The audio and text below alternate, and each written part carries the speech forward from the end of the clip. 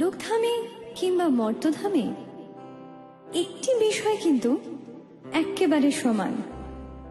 প্রাণের মানুষের সাথে খুনসুটি বা ভালোবাসা ওখানেও আছে, এখানেও, সেটা স্বকীয়া হোক বা পরকীয়া।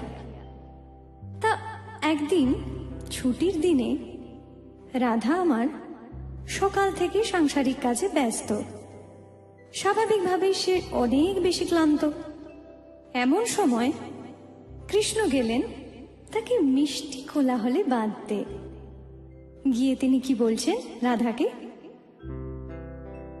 কৃষ্ণ বলে, আমার রাধা বদন তুলে যাও। আর রাধা বলে, কেন মিছে আমারে জ্বালাও, মরি নিজের জ্বালায়। কৃষ্ণ বলে, রাধা দুটো প্রাণের কথা কই। আর রাধা বলে, এখন তাতে মোটেও রাজি নই, সরধোমায় মরি।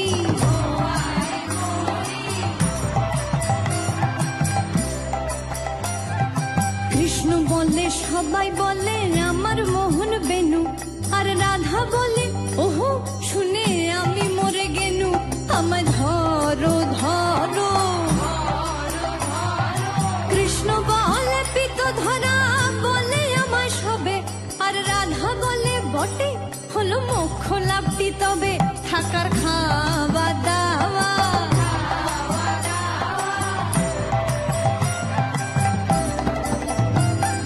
কৃষ্ণ বলে, আমার রূপে ত্রিভুবনটি আলো।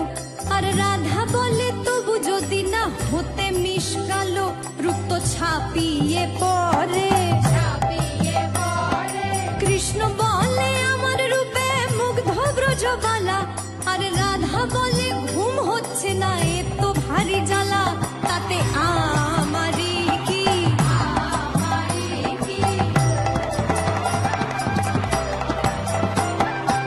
ঝগড়া বিবাদের পারদ এখন তুঙ্গে, কিন্তু কৃষ্ণ তো স্বভাব চতুর, তাই চাতুরি করে মিষ্টি কথায় রাধারানীর রাগ গলানোর চেষ্টা করছেন। তখন তিনি কি বলছেন? কৃষ্ণ বলে, রাধা তোমার কি বা চারু কেশ। আর রাধা বলে, কৃষ্ণ তোমার পছন্দটা বেশ, সেটা বলতেই হবে। কৃষ্ণ বলে, রাধা তোমার দেহ স্বর্ণলতা। আর রাধা বলে, কৃষ্ণ তোমার ভাষা মিষ্টি কথা যেন সুধা ঝরে।